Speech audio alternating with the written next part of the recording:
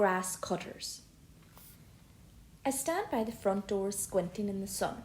"Ah, there you are," says Grandad, peering at my fingers. "Have you washed it all off like I said?" I show Grandad my hands. He says.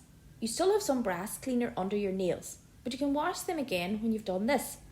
He points at the lawn of long grass and daisies. "I am thinking we start here, at the bottom left corner." "But Grandad," I huff, "it's so hot and I'm so tired." "Then we should get it done before it gets hotter." Grandad turns away from me and walks to the corner of his blue gardening overalls. He hasn't worn them since last summer. When Grandma was alive, they used to walk around the garden together, pruning the roses, and when she was too ill to do that, he used to cut the roses and put them in a vase in their bedroom. I look across at my house. All the windows are closed and there's an empty space where Mum and Dad's car should be parked. I feel bad for wishing that they would come back, because Grandad hasn't looked this happy in ages. "So we start here. Come on." He smiles as he beckons me. "Oh, can you move the gnomes first?" I look at Grandma's gnomes. 4 of them posted like guards on every corner. Me and Grandma gave them names: Boris, Horace and Morris, and the 4th one is called Frank, after Grandad, because he looks grumpy, like he's never let anyone through the garden gate. I laughed when Grandma told me that, but I'm not laughing now as I walk around the lawn, picking them off the grass and putting them safely in the flower borders. "Wonderful," said Grandad. "Now, we can start." I trudge across the lawn to where the grass meets the garden path.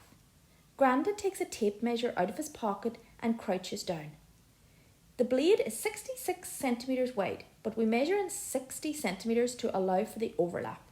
He holds one end of the tape against the path and measures 60 centimetres out from it. "Right, now you put one of your sticks in the ground, right there." I look at the 2 sticks in my hand, joined together by a long piece of string. "Come on, Felix," says Grandad. It does not matter which one. I press one stick into the ground. "This is good," says Grandad. Now we walk up the other end of the lawn.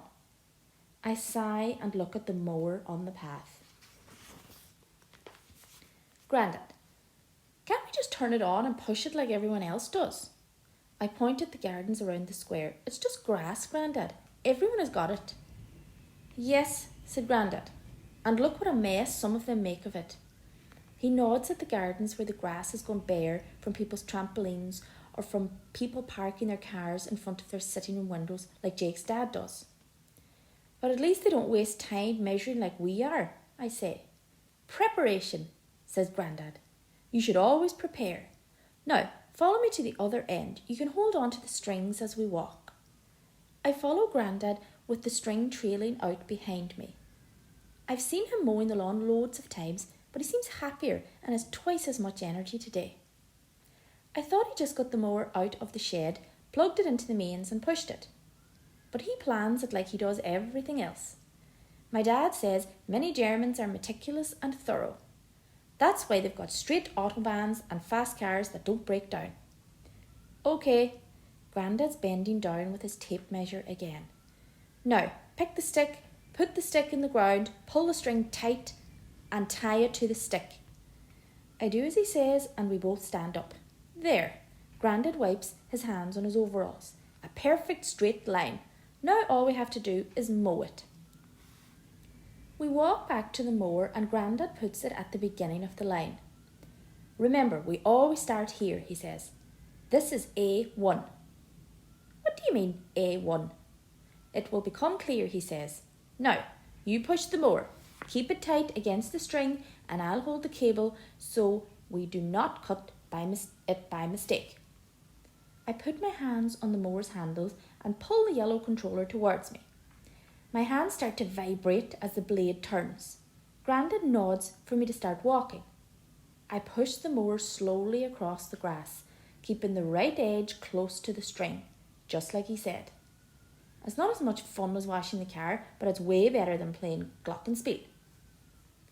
I reach the end of the lawn where it stops by a rose bush. Grandad reaches across, taps my hand to let go of the throttle and takes over. I watch as he swivels the mower round then turns it off. There. He smiles as he looks down the line I've just mown. You have just mown your first file. You mean row, I say. No, he says, I mean file. And remember where you are. I look around me.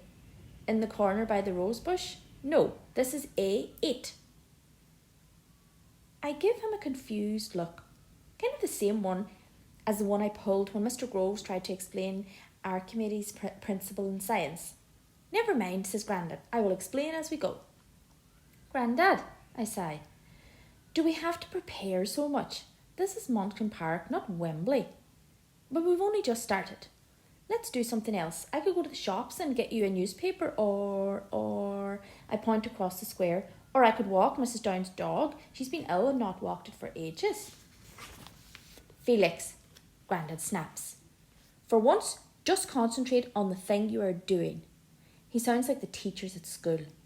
Now we turn the mower around and start another file, but see we are also starting a rank.